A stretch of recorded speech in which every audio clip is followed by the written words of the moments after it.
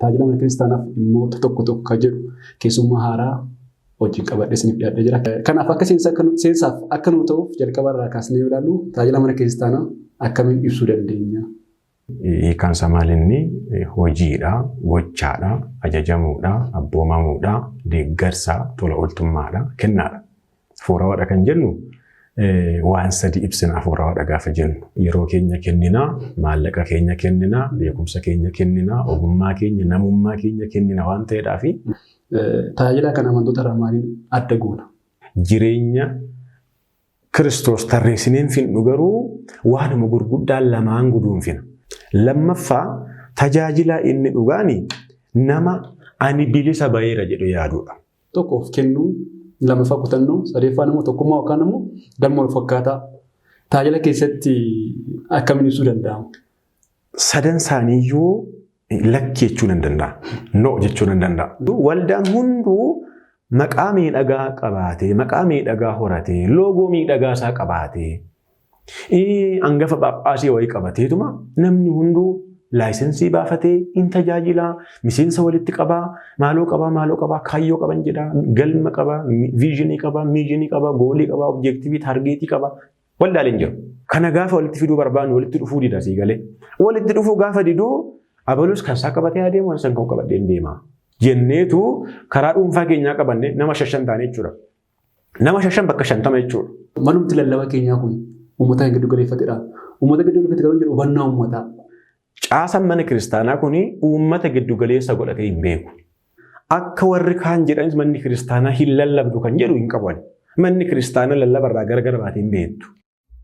ኢየሱስ ክርስቶስ ዋቀዮ ዳንት ተዋይዶን ወንጌላ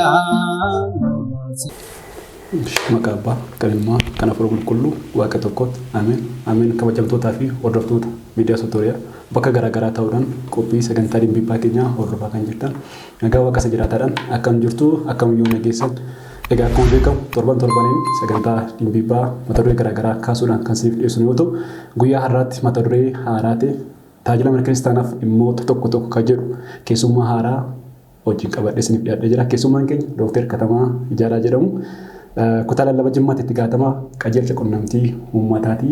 Dookter Baaganagaan gara miidiyaa keenyatti nagaan dhuftan. Amin Baaganagaan nu gidan ulfaadha. Amin egaati akkuma jalqaba irratti isiniif kaasuuf yaalee mata duree irratti dhimma tajaajilaa fi keessumattuu tajaajila mana kiristaanaaf dhimmoota tokko jedhee kaasee jira. Isa kana keessatti gaaffiiwwan muraasa kaasnee kan wajjin ilaallu ta'a. Dhimmi tajaajila dhimma ijoodha. Dhimma mana kiristaanaadha. Dhimma hundumaa ilaallatudha waan ta'eef. Kanaaf akka seensaaf akka nu ta'uuf jalqaba irraa kaasnee yoo ilaallu tajaajila mana kiristaanaa akkamiin ibsuu dandeenya? Gale.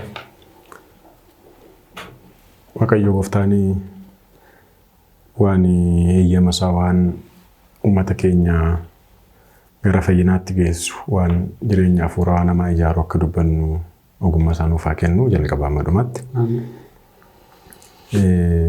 Sagantaa kanas waan nu laattaniif yookaan immoo waan nu affeertaniif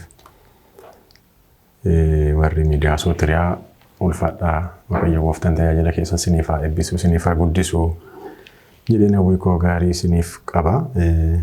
Kallattiidhumaan gara dubbii ammaatti galuudhaa fi tajaajilli hafuuraa yookaan immoo tajaajilli mana kiristaanaa akkamitti ibsama maal jechuudha kan jedhu baay'ee bal'aadha.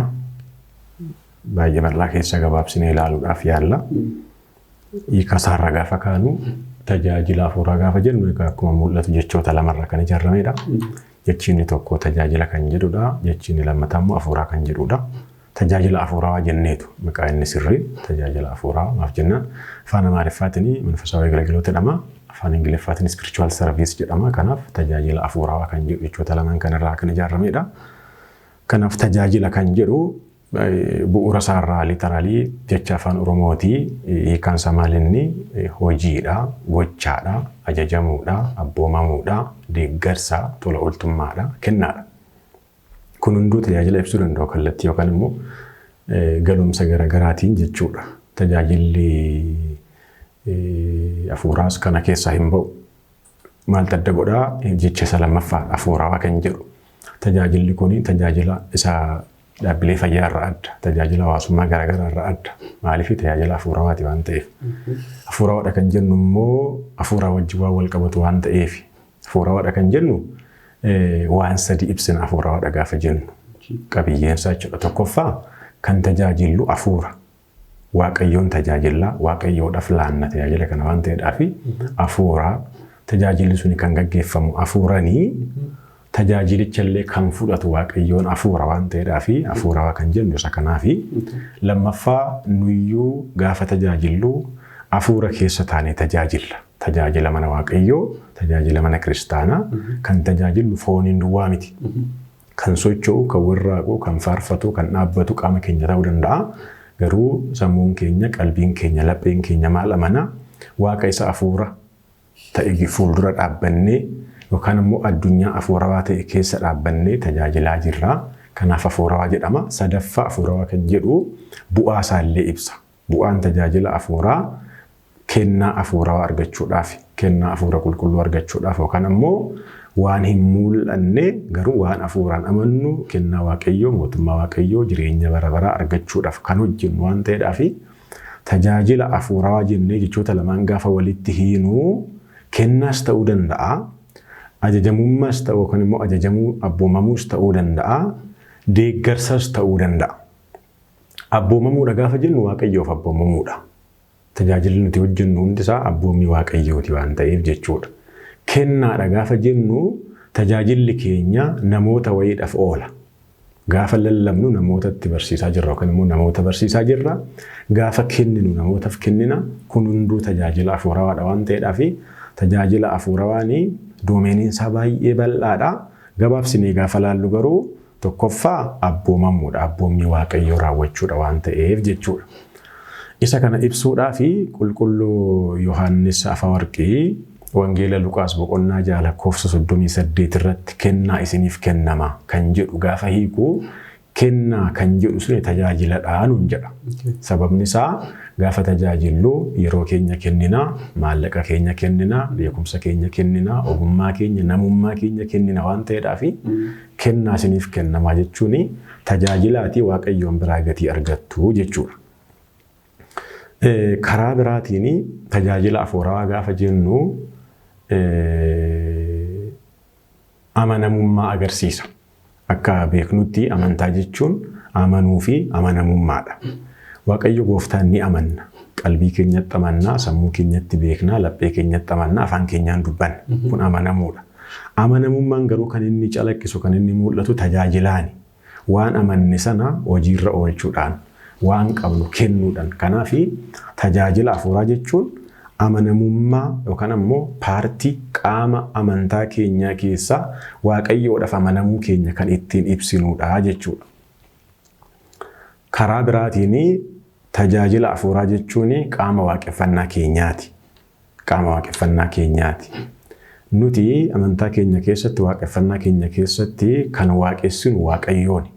Waaqayyoon waaqessuudhaaf ammoo qalbiitti amanuu, lapheetti amanuu, afaaniin dubbachuun waan gahaa miti. Waan amannu kana hojiitti kun nurraa eegama. Inni immoo waaqeffannaadha. Fakkeenyaaf sirni qulqulleessaa tajaajiladha. Luboonni, daaqonoonni warri sirna qulqulleessaa keessa mana qulqullummaa keessa hojjetan tajaajilaa jiru. Amantoonni asiitii duuba mana qulqullummaa keessa dhaabbatanii sagalee isaaniitiinis qaama isaaniitiinis laphee isaaniitiinis waaqayyoon wajjin haasa'anis tajaajilaa jiru. Kun immoo gara biraatiin waaqeffannaadha. Waaqeffannaa sirna qulqulleessaa jaalu mana kiristaanaa keenya keessa hin jiru waan ta'eef. Gaafa faarfannus waaqayyoon galateeffannaa, waaqayyoon jajannaa, waaqayyoon kadhannaa tajaajiladha garuu. Tajaajilli faaruun tajaajilas waaqeffannaadhas. Gaafa sagannu in tajaajilas waaqayyoon waaqessinas. Kanaafuu tajaajilli kuni waaqeffannaadha. Isa kanammoo kan arganne tokkoffaa waaqayyo gooftaa Yesuus Kiristoos irraati. Sababni isaa gooftaa Yesuus Kiristoos gara biyya lafaatti dhufuunsaa ofiisaadha kan nutti himu maalinni tajaajiluudhaaf akka ta'e nutti hima. Amma gooftaa Yesuus Kiristoos gara addunyaa kanaatti dhufee gara biyya lafaa kanaatti dhufee addunyaa fayyisuusaa, cubbuu namaa barbadeessuusaa dhiiga isaatiin balleessa bara baraa dheekkamsa bara baraa nurraa haqoosaa beekna. Inni kun tajaajiladhaa jedha Gooftaa Yesuus Kiristoos mataansaa.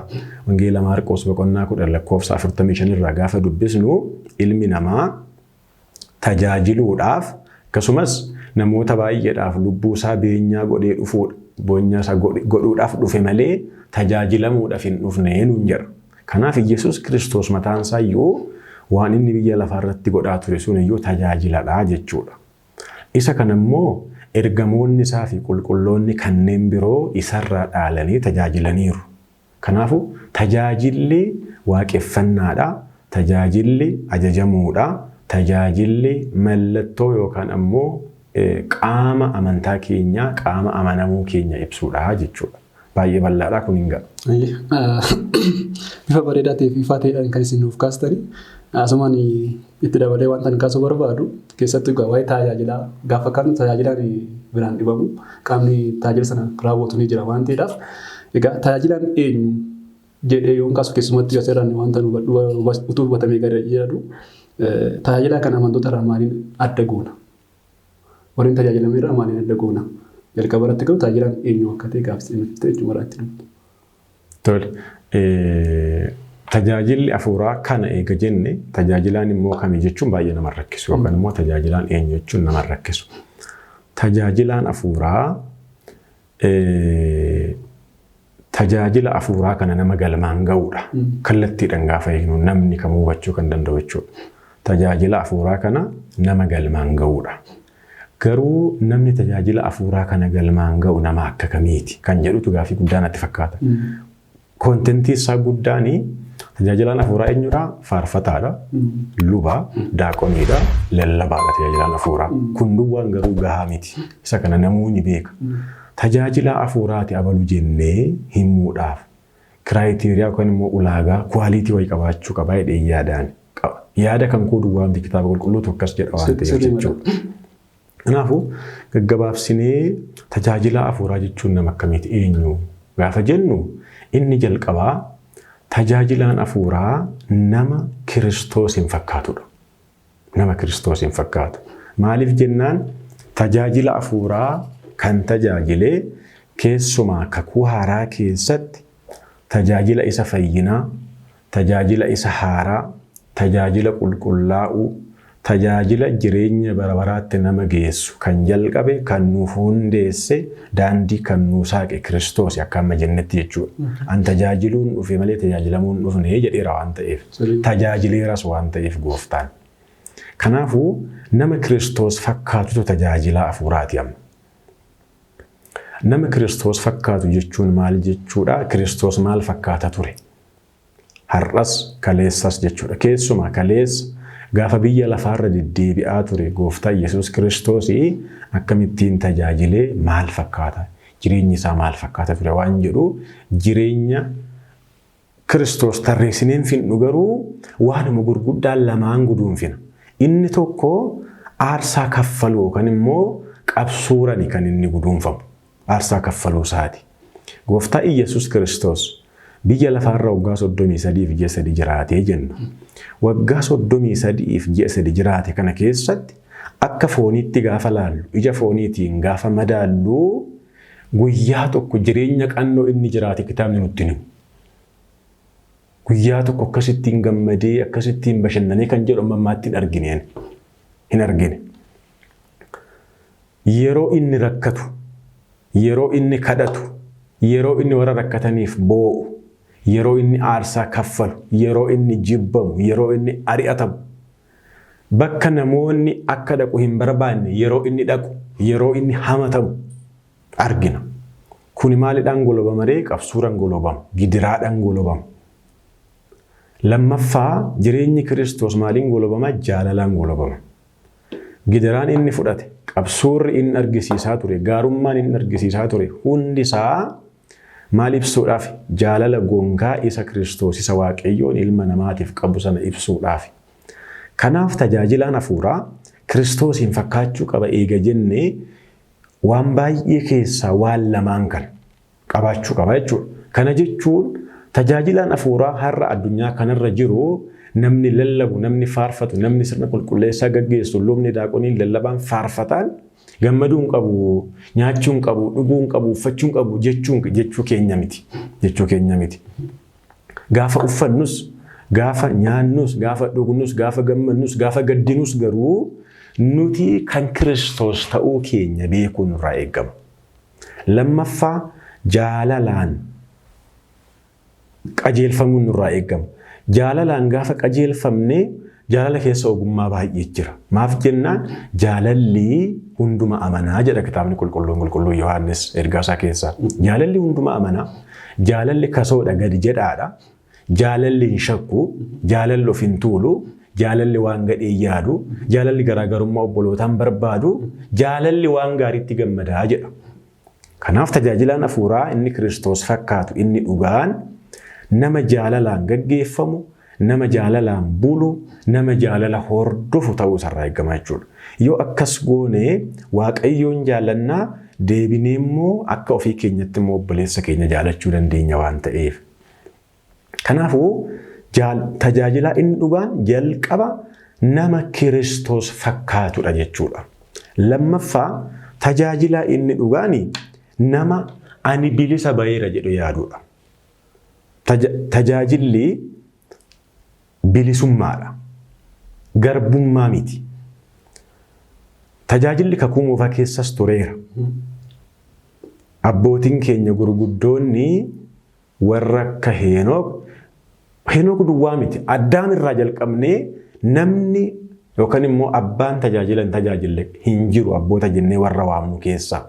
Sababni isaa Addaamii fi Heewaan gannata Eden keessatti gaafa uumaman tajaajilatu kennameef, abboommi kennameef. Sana hunda naasuuf nuti abbootiin gurguddoo warri beeknu warra akka Abrahaam, warra akka Isaaq, warra akka Yaaqoob, warra akka Muusee, warra akka Yoosef, warra akka Daawit, Salomoon faanii darbee raajonni hundi isaanii tajaajilaa turan.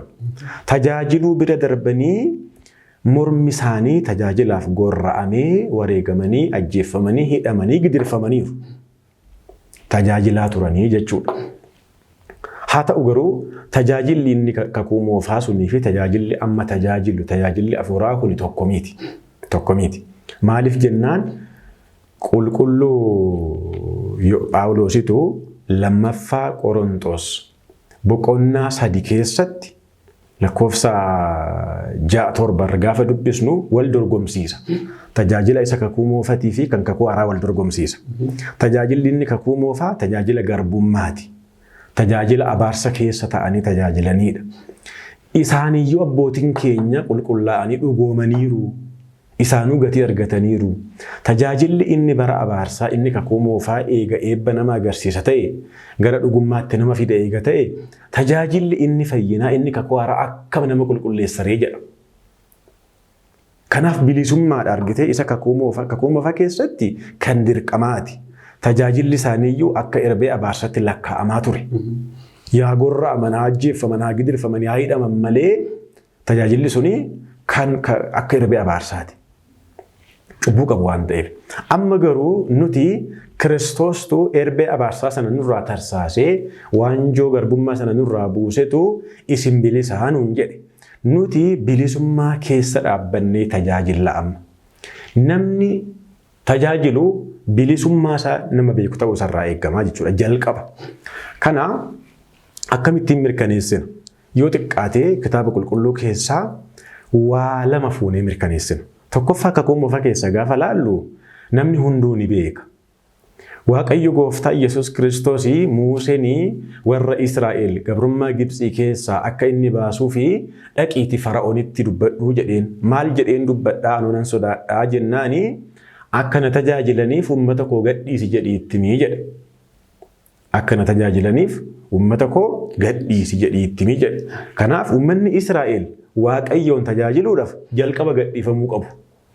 Jalqaba bilisummaan isaanii mirkanaa'uu qaba. Walaba ta'uu qabu jechuudha. Dhugaadha ergasii booddee tajaajilaniiru. Tajaajilli isaanii faaruun isaanii inni hidhamee ture, inni gu'ee ture, inni dhoorkamee ture gaafa isaan galaana diimaa qaxxaamuranii ce'anii Maariyaamiin faan namoota ishee wajjin turaniin wajjin kabaroo qabatanii kiraara qabatanii maqaa Waaqayyoo faarsaniiru. Sun jalqaba hin danda'amu ture. Maaf jennaan garbummaa keessa turan waan ta'eef. Gaafa bilisa bahee tajaajila namni. Kanaaf amma namni tajaajilu nama bilisa ta'e ta'uusarraa eegama. Tokkoffaa bilisa ba'uu qabaa. Lammata immoo eega bilisa ba'ee booddee immoo tajaajiluu qaba. Kakuu haaraa keessaa immoo tokko haa fudhannu. Gaafa ayyaana Hoosaa'inaa yeroo hundumaa kan barannu waa'ee maaliiti? Yesuus Kiristoos harree tokko harree hidhamtee magaalaa Beetafaagee keessa jirtu wayii akka ishiin hiikamtu barbaade. Duuka boota lamaan dhaqaatii hiikaa koottaa jedheen yoo isin gaafatan immoo maaliif hiiktuu isiniin jedhanii gooftaadhaaf barbaachisu jedhaa itti maayii. Dhaqanii namuun gaafa inni hiikanii dhufanii gooftaan irra taa'e. Harreen suni kan isheen gooftaa baachuu dandeesse eega hiikamtee booddeedha. Eega bilisa baatee booddeedha jechuudha. Ammas namni tajaajilaa ta'uu barbaadu jalqaba of bilisa baasuu qaba. Ofiisa bilisa baasuu qaba. Bilisummaan immoo kan jalqabu amantaarraati. Kan bilisa nu baasu amantaa keenya waan ta'eef. Namni amantaan qabne bilisa ba'uu hin danda'u. Amantaan bilisummaan kun inni jalqabaa sirna yookaan immoo dubbii fayyinaa keessatti ani Waaqayyoodhaan Kiristoosiin dhiiga Waaqayyootiin fayyeera jedhanii amanuudha bilisummaan inni jalqabaa. Sana Waaqayyoon nama hundumaaf walqixxee kenneera waliin dabarsu. Lammaffaa bilisummaan inni kan biraa cubbuu irraa bilisa ba'uudha amma jireenya ammaa kana cubbuu dhuunfaa keenyaarraa. Cubbuu isa dhaalaa cubbuu isa bara baraa isa sanyiirraa Kiristoos bilisa nu baaseera. Amma immoo nuti ofii keenya cubbuu keenyarraa bilisa ba'uun nurraa eegama. Kanaaf namni tajaajilaan hafuuraa eenyu nama bilisa ba'eedha. Hidhaa addunyaa kanarraa nama bilisa ba'e. Cubbuu addunyaa kanarraa nama bilisa ba'e.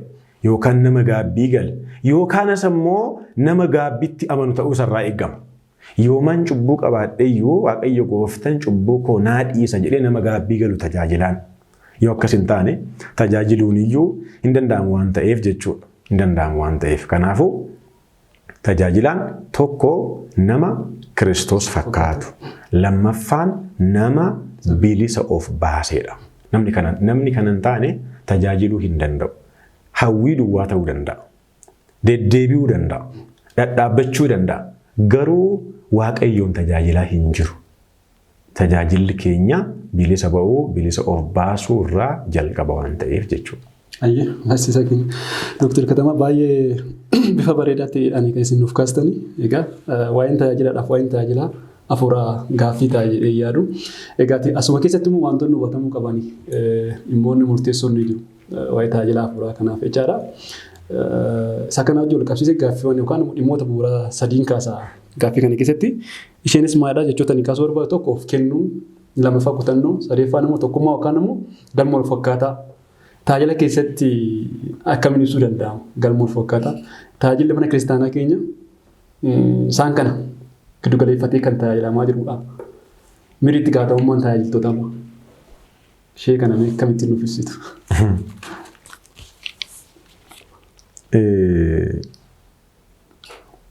Lakkii yoon jedhe nama baay'ee garaan qatanan beeka.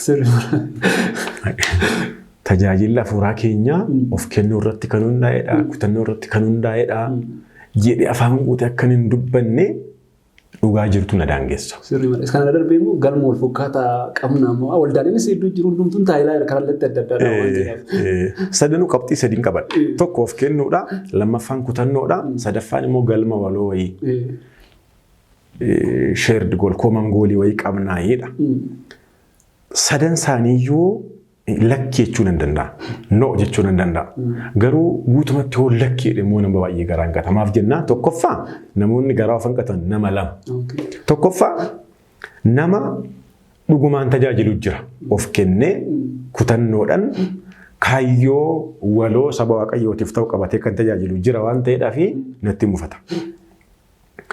Lammaffaa kan mufte akka ta'e beektaa nama osoo of hin kennin osoo kutannoon qabaatin galma waloo miti galma dhuunfaa isaa qabatee osoo deemuu gaafa akkasittu kan itti dhagahamu jira. Idaan irratti beekamaa kan jedhu namni hin dhabamu. Ammoo jiras. Kanaaf gidduudhumatti ilaalla. Dhugaa jiru qabannee jechuudha. Ammas jecha kitaaba qulqulluu tokkoon liqeeffadha. Innis maalinni qulqulluu Phaawulositu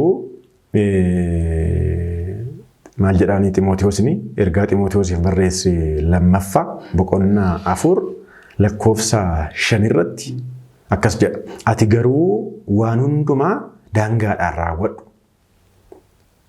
Giddiraas fudhadhu. Wangeela lallabuus hojii kee godhadhu. Tajaajila keessa immoo raawwadhu jedha. Akkanan barbaade guddaan maalinni ati waan hundumaa daangaadhaan raawwadhu. Ammoo giddiraa fudhachuudhaaf qophaa'ii tajaajila kee immoo raawwadhu jedha. Waan hundumaa daangaadhaan raawwadhuuni of kennuu yookaan immoo kutannoon asii ka'a baay'ee. Waan hundumaa daangaadhaan raawwadha gaafa jette daangaadhaan nan jiraadha. Daangaadhaan qabaachuun qaba. Daangaadhaan nyaachuun qaba. Daangaadhaan uffachuun qaba. Of daangesseen fedhii koo daangesseenii mana kiristaanaatiif amantaa kan kootiif yookaan obboloota koo saba kan kootiif an jiraadha gaafa jettu jalqaba maal gochuu qabda jechuudha. Of kennuu sirraa eegama. Maaf jennaan fedhii jira. Nama dhiibban hawaasaa jira, dhiibban obboleessaa jira, dhiibban maatii jira, dhiibban keessoo keetii jira, dhiibbaa dhumti addunyaa kanaa jira. Addunyaan kun baay'ee qabaachuu kee barbaaddi, baay'ee qabaadhu siin jetti, babbareechi uffadhu siin jetti, abaluu caali siin jetti, abaluu caalaa beeki baay'ee baradhu siin jetti. Gaafa baay'ee barachuu barbaadde, gaafa baay'ee qabaachuu barbaadde, gaafa baay'ee uffachuu barbaadde, gaafa baay'ee nyaachuu barbaadde immoo tajaajilicha akka Phaawulos jedhe immoo daangatti jiraachuu dadhabda jechuudha. Kana maaltu walitti araarsaree yoo baay'ee qabaachuu caalaa, baay'ee nyaachuu caalaa, baay'ee dhuguu, baay'ee uffachuu, dureessa ta'uu, tujaara ta'uu caalaa amantaa kan koo wayya jettee of kennuu yoo dandeesse tajaajilicha galmaan geessa. Kun kutannoo barbaada egaa. Kutannoon asii ka'a. Hawwii yoo ta'e namni hunduu ni hawwa tajaajilaa ta'uudhaaf. Namni kadhachuun barbaanne, namni kadhachuun barbaadu, gonkumaan Waaqayyo Gooftaa arguun barbaadu, jilbeenfachuun barbaadu, eebba argachuun barbaadu namni siin jedhu hin jiru barbaadoo gaafatte. Namni hunduu hin barbaadu. Tajaajiluu barbaada, yoo danda'ame faarfatuu barbaada, lallabuu barbaada, beekuu barbaada, barsiisuu barbaada, kennuu barbaada, jilbeenfachuu barbaada, kadhachuu barbaada. Nama hin qabneefis laachuu ni barbaada. Garuu achi hin ga'u. Maaliif jennaan kutannoon qabu waan ta'eef, hin murteessine waan ta'eef, daangatti jiraachuudhaaf of hin murteessine waan ta'eef jechuudha. Sun hawwii duwwaa ta'a jechuudha. Hawwiin ammoo laga nama hin ceesisu. Hawwiin laga nama hin ceesisu. Of eeggannoo barbaada. Tajaajilli hafuuraa kun maal jenneerra? Tajaajilaan hafuuraa Kiristoosiin fakkaachuudha jenneerra waan ta'eef. Tajaajilaan hafuuraa fakkeenyi keenya fakkeenya nuuf kaa'ee kan deeme akka qulqulluun Phexros jedhutti qulqulluun Phexros tokkoffaa Phexros boqonnaa 2:21 irraa gaafa dubbisnu Yesuus Kiristoosii waan gaggaarii hundumaa godheetu nuuf ammoo fakkeenya nuu kaa'ee deemeera jedha qulqulluun Phexros. Isa hordofuu barbaachisa. Kan saammoo jireenyi isaa akka jalqaba jenne maalinni qabsuuraan kan guutamedha. Inni Waaqa. Qabsuurri kan barbaachisu tolootaaf malee Waaqaaf hin barbaachisu. Eenyu mo'achuudhaaf. Toloonni abbootiin keenya kan isaan sooman, kan isaan sagadan, kan isaan addunyaarraa fagaatan, kan isaan waan hadhaa nyaatan, kan isaan baala nyaatanii bosonatti galanii jiraatan, kan isaan boollatti galanii hafuura hamaa injifachuudhaaf. Waaqayyoon hafuura injifatu hin qabu, injifataadha. Waaqayyoon gooftaadha, uumaadha waan ta'eef. Garuu nuuf fakkeenya ta'uudhaaf qabsuure gooftaan. Seexanaa wajjin wal lole. Seexanaa wajjin wal falme. Warra isa jibban hundumaa wajjin dhaabbatee hidhamee gaafii gaafatamee deebisee falmeetu injifate. Qabsuura jechuudha. Fakkeenya nuu ta'uudhaaf of daangesseeti. Hamma meekutti gooftaa Yesuus Kiristoosii yookaan Galiilaatti yookaan Qifirnaahomitti yookaan Naazreetitti mana ijaarrateera kan jedhu hin argine. Hin argine. Inumayyuu maal jedhe al tokko simbirroonni samii irraati mandhee qabu ilmi namaa garuu bakka itti boqotu hin qabu jedhamiire. Yesuus Kiristoos gaafa dhalateerraa jalqabee huccuu nama biraadhaan marame. Gaafa awwaalamuus bar huccuun isaa ittiin kafanudha bitame hin jiru. Awwaalchi isaayyuu kan isaa miti. Awwaalchi isaayyuu kan isaa miti. Kanaaf of daangessuun achirraa baruun irraa eegama. Of daangessuu. Ila yoo of daangessine malee tajaajila Waaqayyo Gooftaan jaalatu kan nuti itti gammannu, kan Waaqayyoon itti gammadu, kan ittiin fayyinu, kan sabni kun itti gammadee ittiin fayyu hojjechuun hin danda'amu. Waa lama barbaada. Amma al tokko namoonni intarastii lama yookaan immoo fedhii lama qabatanii gara mana kiristaanaa dhufu. Intarastii lama, intarastii lakkuu jechuudha. Otoo of hin murteessin, otoo of hin kennin. Intarastiin tokko maali? Yoo isaanii danda'ame hamma biyya lafaa kanarratti qacaramanii hojii fooyya'aa hamma argatanitti mana kiristaanatti gooranii tajaajilu. Bakka turtii fi yeroo jechuudha. Bakka turtii yeroo jechuudha. Carraa ittiin yeroo ittiin eeggachuudhaaf. Lammaffaa achuma keessatti manuma kiristaanaa keessa taa'anii achumaayyuu maddi galii, achumaayyuu manni nyaataa, achumaayyuu bakki itti durooman akkaataa itti durooman waan jiruuf achuma keessattiyyuu tajaajilaa ta'anii or tajaajilaa fakkaatanii ta'anii ta'an rakkoo hin qabu. Tajaajilaa ta'anii yoo durooman iyyuu rakkoo hin qabu. Garuu tajaajilaa fakkaatanii fedhii kan biraa maddiitti galmaan ga'achuudhaaf warri mana kiristaanaa keessa deddeebi'anii jiru. Tajaajila kanadhaa kan mana kiristaanaa fayyadu, kan saba keenya fayyisu, kan eebba waaqayyoo samii irraa gadi roobsisu, kan araara waaqayyoo fidu isa kanadhaa lakki. Sa'aatii kanatti akka qulqulluu abbaa Phaawuliitti, akka qulqulluu abbaa Inxoonsiitti addunyaa kana dhiisnee, addunyaa kana gannee, barumsa keenya dhiisnee, qonna keenya, daldala keenya dhiisnee gadaamattaa gallu, kabaalattaa gallu, kan bosonattaa gallu, holqattaa gallu jechaa hin jiru. An akkas jechaa hin jiru. Tajaajilli keenya akka baraatti, akka bara kanaatti, maaliif jennaan bara bitaa jedha waan ta'eef kitaabni keenya. Akka bara kanaatti garuu tajaajila of kennuu irratti hundaa'e. Yeroo of kennuun yeroo keenya kennuudha. Of kennuun fedhii keenya daangessuudha.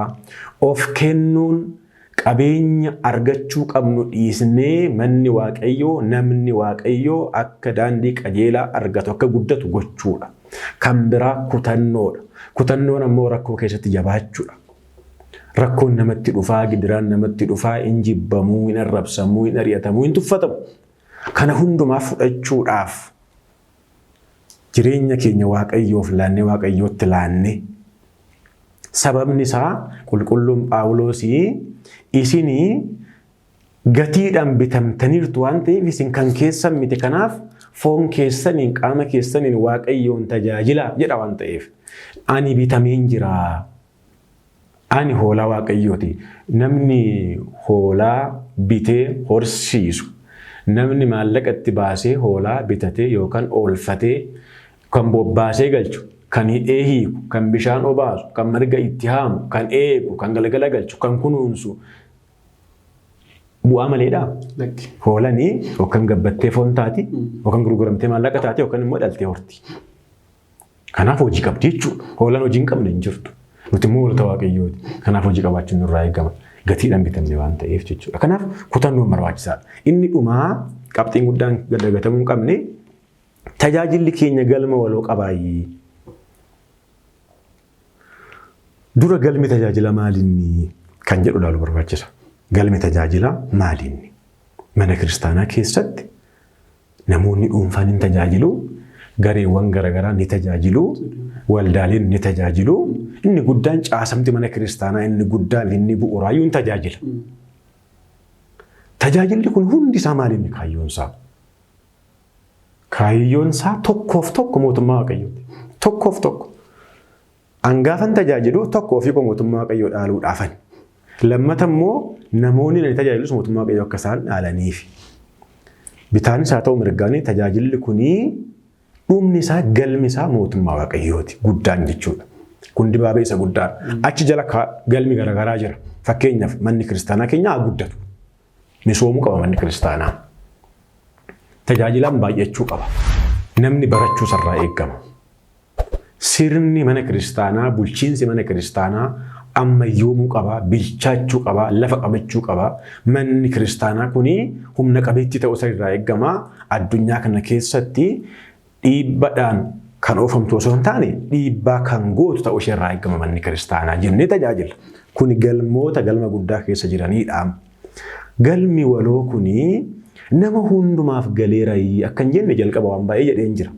Maaf jennaan namoonni baay'een tajaajila mana kiristaanaa keessatti galma waloo kana osoo hin taane galma murna tokko eliitii galma namoota muraasaa galmi kuni maybe financial goalii ta'uu danda'a political goalii ta'uu danda'a hin beeknu garuu galma guddaa kana galma qajeelaa kana osoo hin taane galma garagaraa qabannee deemuun hinuma mul'ata mana kiristaanaa keessaa namni baay'een karaa mana kiristaanaatiin goree sigalee karaa mana kiristaanaa keessan goree biyya kanarratti addunyaa kanarratti biyya lafaa kanarratti dhiibbaa gochuu barbaada mana kiristaanaa keessa goree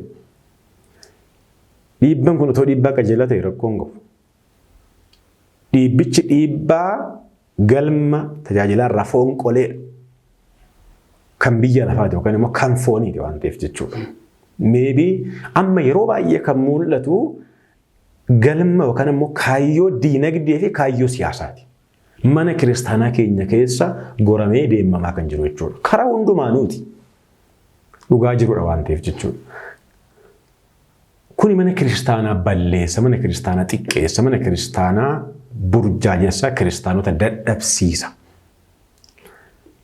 Lammaffaa as xiqqeessineema waldaaleedhuma gaafa laallu waldaan hunduu maqaa miidhagaa qabaatee, maqaa miidhagaa horatee, loogoo miidhagaa isaa qabaatee, hangafa Phaaphaasii wayii qabateetuma namni hunduu laayisensii baafatee in tajaajilaa, miseensa walitti qabaa, maaloo qabaa, kaayyoo qaban jedhaa, galma qabaa, viizhinii qabaa, miizhinii qabaa, goolii qabaa, objektiivii, taargeetii qabaa. Waldaaleen jiru. Garuu gaafa laallu dhugaa marbachuudhaaf jechuun anis waldaa nan qaba waan ta'eef waldaa kamiyyuu akka garaa hanqatu hin barbaadu. Waldaa wayii ceephaa godhuufis miti. Garuu galmi keenya wal fakkaachuu sarraaqa. Wal fakkaachuu qabaan garuu namni hundi irratti walii gala natti fakkaata. Namni hundi irratti walii gala natti fakkaata. Galmi namoota dhuunfaas, galmi waldaalees, galmi murna garagaraas, galmi caasaa mana kiristaanaa guddichaas mootummaa Waaqayyoo fi mootummaa Waaqayyoo duwwaa isa nuu kenname sana isa waadaa nuu galame isa hin dabarre isa hin banne isa duubatti deebi'uu hin dandeenye sana dhaallee dhaalchisuu yoo ta'e rakkoo hin qabu. Garuu baay'een keenya sana waan qabanne natti hin fakkaatu. Kan immoo maaltu fide sitti fakkaate? Gaafa manaa ba'u namni hunduu galmuma gaarii kanaaf manaa ba'uu danda'a jalqaba. Karaatti namni ilaalcha garagaraa qaba. Falaasama garagaraa qabna. Ejjennoo garagaraa qabna. Beekumsa garagaraa qabna. Bartee fi achii dhuftee baagiraawundii garagaraa qabna. Kana gaafa walitti fiduu barbaannu walitti dhufuu dida sii galee. Walitti dhufuu gaafa diduu abalus kan isaa qabatee adeemu waan san kan qabadheen deema. Jenneetu karaa dhuunfaa keenyaa qabanne nama 5 taane jechuudha. Nama 5 bakka 50 jechuudha. Silaa kan walitti dhufee nama 250 ta'uu danda'u 5 taane bakka 50 dhaabbanna. Oduma kaayyoon keenya galmi keenya wal fakkaataa ta'e iyyuu galma sana galmaan gahuu hin dandeenyu waan jennan nama 5 taane bakka 50 dhaabbanna waan ta'eef. Kanaafuu qabxiileen sadan kuni mana kiristaanaa keenya keessatti amma dhukkuba qabu. Sadan isaanii iyyuu guutuu miti garaa nama hanqatu dhukkuba qabu. Jedheen xumura. Lama bareedaadhaan nuuf kaastanii gaaffii ka'uu qabuudhas barumsa kan hubannoo hordoftoota keenyaafis uumamuu qabudha. Haala bareedaan nuuf kaastanii jirtu akka sagalee jireenyaa sanii dhageessisu. Gaaffii itti dabalatee asirraa kaasuu barbaadu dhimma tajaajila wajjin wal qabatee jechaadha. Egaa tajaajilli mana kiristaanaa keenya ala garagaraadhaan kaastanii jirtu ammas keessatti jechaadha. Tajaajilumti kun immoo uummata kan giddu galeeffatedha. Uummata giddu galeeffatedha waan jedhu immoo sadarkaa garagaraa jira waan ta'eedhaaf keessumatti iyyuu yaa'iiwwan garagaraa hin qopheessine mana kiristaanaa keessatti lallabbiiwwan yookaan immoo malli lallaba adda addaa keessumattuu malumti lallaba keenyaa kun uummata kan giddu galeeffatedha. Uummata giddu galeeffate garuu jedhu hubannaa uummataa, hubannaa hawaasaa wajjin kan deemedha, kan baratedha. Giddu galeeffannaan sadarkaa adda addaadhaan kaasonni karaa hedduudhaan kaasuu dandeessu. Kana tajaajilli mana kiristaanaa keenya karaa kana maal fakkaata? Yaada jirtu sirnaan kaasaa. Silaa mana kiristaanaa jechuun uummata. Amma waa'ee sanaan haasofneef malee mana kiristaanaa jechuun sinodoosii jechuu miti. Mana kiristaanaa jechuun mana lubummaa waliigalaa jechuu miti yookaan immoo kutaa lallabaa wayii jechuu miti. Mana kiristaanaa jechuun uummata kiristaanaa, uummata Kiristoos jechuudha. Giddugalli mana kiristaanaa uummata osoo hin taane manni kiristaanaa iyyuu uummata akka barumsa mana kiristaanaa keenyatti jechuudha. Kun dhugaa jirudha. Keessumaa kakuu haaraa keessatti mana kiristaanaa kan jedhamu kiristaanota uummata jechuudha. Garuu tajaajilli hafuuraa ammaa qixa kanaan uummata kan giddu galeeffateedha yookaan immoo giddu galeessa kan godhateedha. Uummata irratti kan xiyyeeffateedha yoo jenne lakkii deebiinsaa lakkiidha. Otoo akkas ta'e waan baay'een hin badu ture. Otoo giddugalli mana kiristaanaa uummata ta'e. Egaa amma mana kiristaanaa isa jennu nuti caasaa goonitu nutti mul'ata. Yeroo baay'ee waan ta'eedhaaf mana kiristaanaa kan jennu caasaa mana kiristaanaa kan caasaa beekta kennatii kan isa gooneetu nutti mul'ata waan ta'eedhaaf isa goonee gaafa fudhannu caasaan mana kiristaanaa kuni uummata giddugaleessa godhatee hin beeku. Amma ammaatti giddugaleessa haa godhatu jechaa jirra malee giddugaleessa godhatee hin beeku. Uummanni ofuma isaa gara mana kiristaanaa dhufaa jira. Malee manni kiristaanaa uummatatti dhiyaattee miti amma kiristaanummaan biyya keenya keessa kan ture. Uummatatu barbaadee gara mana kiristaanaa dhufe. Silaa kan ta'u qabu akkas miti. Akkasitti yoo deemne baay'ee bal'ata waan ta'eedhaaf haga baabsinuuti waan tokko ispeesifikaalii meeshar gochuudha yookaan immoo laaluudhaaf fakkeenyaaf yaa'iiwwan qophaa'an malumti lallabaa keenya iyyuu caasaan jiru iyyuu bulchiinsi jiru uummata giddu galeeffataa xiqqoo wantoonni fooyya'aa jiran jiru waanan haaluu hin dandeenye jechuudha. Wanti mul'achuu jalqabe jira. Jalqabbiiwwan mul'atan kan abdii qabnu jira. Sanayyuu uummatichumatu iyyee godhate yookaan immoo iyyee fudhate jedhee nama naan. Ani uummata waan ta'eef jechuudha. Uummatichatu iyyee giddugaleessan ta'a jedhee iyyee xiqqoo dhagaamuu jalqabee xiqqoo abbaa ta'uu jalqabe malee bu'uurarraa hin turre. Amma ammatti iyyuu lallaboota qophaa'an mala barumsa mana kiristaanaa keenya maaloo gaafa laallu manni kiristaanaa keenya lallabaa wajjin gaafa wal qabatu akka warri kaan jedhanis manni kiristaanaa hin lallabdu kan jedhu hin qaban. Manni kiristaanaa lallabarraa gara baatee hin beektu. Dhuma lallabdi. Erguma gaafa Kiristoos hin hundeeffamteeti manni kiristaanaa afaan ishee cufamee hin beeku. Hin lallabdi.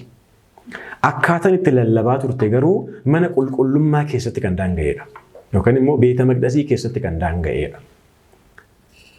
Isa mana qulqullummaa keessatti daanga'e kana immoo uummatichi hammamitti dhiyaatee argachuu danda'a waan beekamuudha hin danda'u itti dhiyoon jiru waan ta'eef. Akkaataan itti dhiyaatu akkaataan itti kennamus uummaticha kan xiyyeeffate uummata irratti kan xiyyeeffate uummata ilaalcha keessa kan galche uummata kan simatu kan jaalatu kan hawwatu hin turre. Sagantaaleen uummata giddu galeeffatan kan waltajjii giddu galeessa godhatan uummanni kun maal barbaada uummata kana maaltu barbaachisa uummanni kun maalitti gammada maaltu fayyisuu danda'a yoo akkamitti dhiyaanne gaarii ta'a kan jedhu waan reef jalqabneedha nuti waan manneen kiristaanaa jaarraa hedduu dura hojjetan nuti amma reefu jalqabaa jirra. Reefu akka mana kiristaanaa ortodoksii tawaahidootti jechuu kooti. Reef jalqabaa jirra. Kana gaafa siin jedhu laa manni kiristaanaa sirna qulqulleessaa qiddaasee dhiistee hin beektu.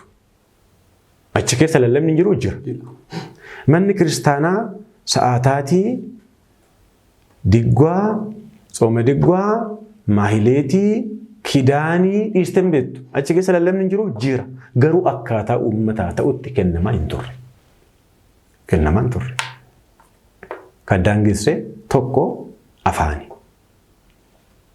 Lammaffaa bobbaadhumti isaa akkasitti mana qulqullummaa keessatti kan daanga'eedha malee sila akka seeraatti akka ta'uu qabutti akka bara gooftaa fi bara duuka bu'ootatti wangeelii lallabametti beekna mitiiree gooftaa Yesuus Kiristoos otoo Yerusaalemii ka'ee gara Galiilaa deemaa jiru mandara Samaariyaa biratti bakka Siikaar jedhamtu tokkotti guyyaa tokko dadhabee duuka bu'oonni isaa nyaata bituudha gara magaalaatti ba'anii wangeela Yohaannis boqonnaa 4 irra kan jiru jechuudha.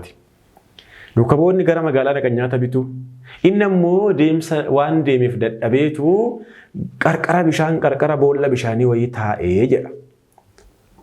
Amma gooftaa Yesuus Kiristoos Yerusaalemii gara Galiilaa gaafa deemu deemsa dadhabeetuma taa'a. Waaqayyoon waaqa deemsan dadhabuudha, waaqa deemsan dadhabeedha. Lakki inni qarqara galaanaa kan taa'e inumayyuu Yerusaalemii ga'ee gara Galiilaa kan inni deemu. Galiilaa gaafa deemu immoo karaa walakkaatti Siikaar bira dhaqee bakka boolla bishaan Yaaqoob kan taa'e nama tokko lubbuu tokko barbaadee barsiisuudhaaf yookaan immoo fayyisuudhaaf ture. Dubartittii ishee biyya Samaariyaa sana jechuudha bara. Silaa adeemsi mana kiristaanaa akkas ta'uu qabaayyuu. Manni kiristaanaa Yerusaalemii marattee taa'uu osoo hin taane Yerusaalem keessaa miila fageeffattee hamma Samaariyaatti, hamma Gaazaatti deemtee isaan badan, isaan dadhaban, isaan abdii kutan barbaadu ture ergamni ishee. Gooftaarraa kan fudhatte. Otoo akkas gootee uummata giddu galeeffatteetti jenna. Namoonni baay'een maalii mana kiristaanaa kan Itoophiyaa olaaltee kunoo Aksumii kaanii, Abriyaa faanii, Asbaa faanii, Abbaa Salaaman faanii kunoo gara Jimmaan dhufne akka afaan nannee maaloon goone jechuu danda'u.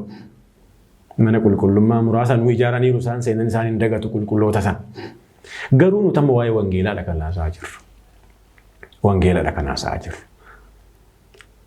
Nam tokko manni kiristaanaa keenyaa binnatti mirti beetii bakka baay'eedhaa qabdii wangeela lallabaa jirtii maaloo taatee jechuu danda'u. Ani sana hin jenne manni kiristaanaa sana hin goone jechaa hin jiru. Uummata gidduun galeeffannee hin jedha ammayyuu. Uummata kan jennu kun kan amane duwwaa miti kan hin amanne iyyuu uummata waan ta'eef inni hin amanne iyyuu barbaadameetu amanee uummata ta'uu qaba waan ta'eef.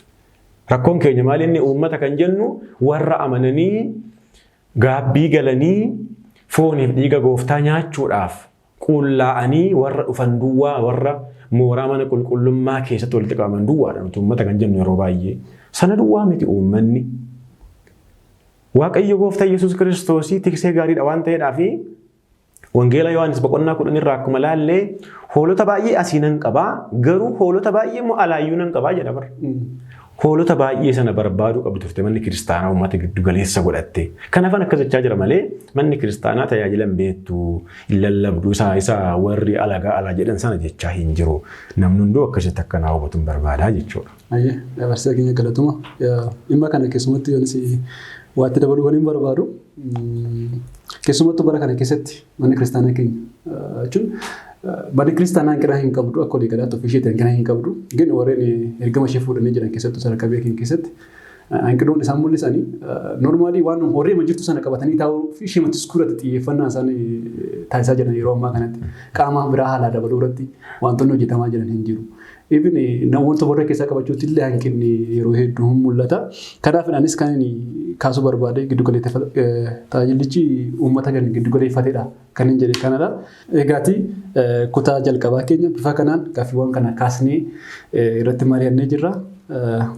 Hordoftoonni keenyas gaaffii ammaatti keessumattuu tajaajila wajjin kan qabate irratti hubannoo gaarii akkasiin argatan abdiin qaba. Kutaa heettaanu kutaa biraadhaan isiniif dhiyeessina. Hanga sanaatti nagaadhaan nuuf tura.